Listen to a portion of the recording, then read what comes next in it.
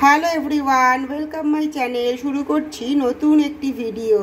আজকে আমি বাংলাদেশের মাওয়া ঘাটের ইলিশ মাছের লেজের একটি ভর্তা রেসিপি শেয়ার করব।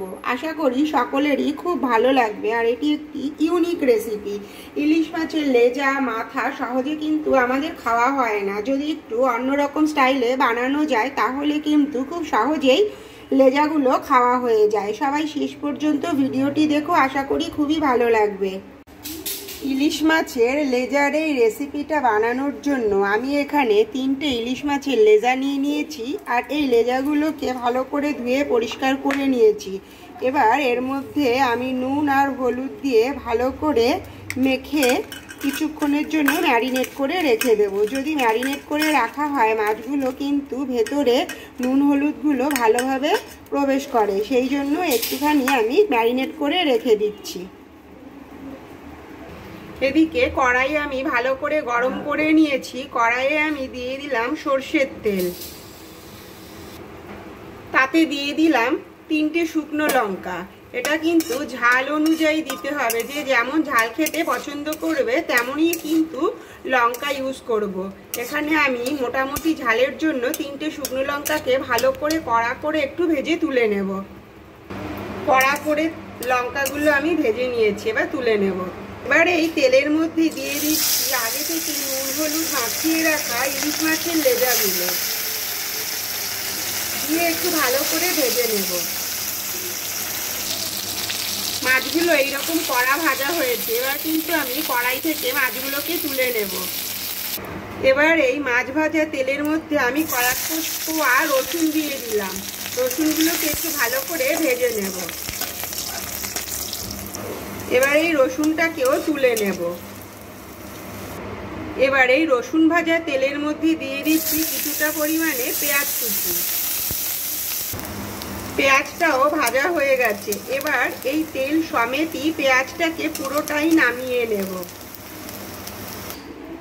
এইদিকে এই লেজাগুলো যে ভেজে রেখেছিলাম এইগুলোকে আমি নোড়া দিয়ে ভালো করে একটু গুঁতো মেরে মেরে কাঁটাগুলোকে আলাদা করে নেব। পুরো মাছগুলো থেকে কিন্তু আমি পুরো কাঁটাগুলোকেই ছাড়িয়ে নেব।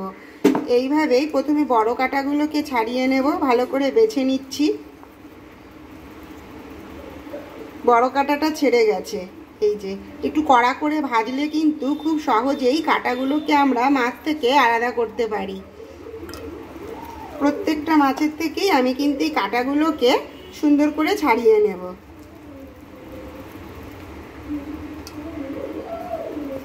হয়ে গেল মাছের থেকে কাঁটাগুলোকে আলাদা করা।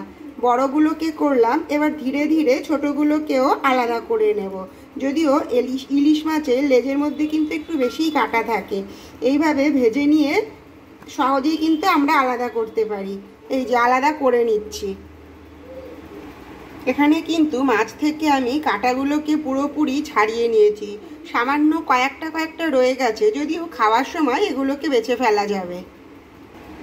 এইদিকে এই লঙ্কাগুলোকে ভালো করে ভেঙে ফাটিয়ে নেব, একদম গুঁড়ো করে নেব। আর যেহেতু কড়কড়ে করে ভাজা, সেই জন্য কোনো রকম অসুবিধা হচ্ছে না গুঁড়ো করতে।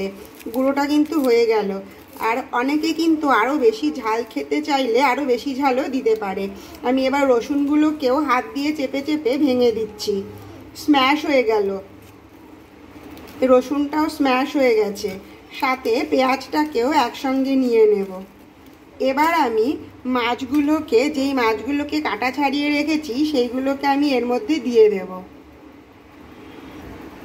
এবার মাছের সঙ্গে তেল, পেঁয়াজ, শুকনো লঙ্কা, রসুন পুরো সব ভালো করে মেখে নেব। সুন্দর করে পুরোটাই মেখে নিচ্ছি। এবার আমি এখানে একটু ধনেপাতা কুচি কেটে রেখেছিলাম, ধনেপাতা কুচিও ওপর দিয়ে দেব। যদিও ইলিশ মাছের সঙ্গে ধনেপাতাটা কিন্তু বেমানান, তবুও যেহেতু এটা একটা ভর্তা আর খেতে কিন্তু দারুণই লাগবে। ধনেপাতা দিলে এর স্বাদটা একটু অন্যরকম লাগবে, সেই জন্য এখানে আমি খুব সামান্য একটু ধনেপাতা কুচি দিলাম। এবারে আমি ভালো করে এর সঙ্গে মিশিয়ে নেব। তৈরি হয়ে গেছে বাংলাদেশের মাওয়া ঘাটের ইলিশ মাছের লেজা দিয়ে একটি ভর্তা। দারুণ স্বাদের এই রেসিপিটি, আর গরম ভাতের সঙ্গে তো কোনো কথাই নেই, পুরো জমে যাবে। অসাধারণ টেস্টের এই রেসিপিটি সবাই একবার ট্রাই করো। যদি ভিডিওটি ভালো লেগে থাকে তাহলে অবশ্যই লাইক, কমেন্ট, শেয়ার আর সাবস্ক্রাইব করো। দেখা হবে আবার next video. Take care, bye bye, thank you.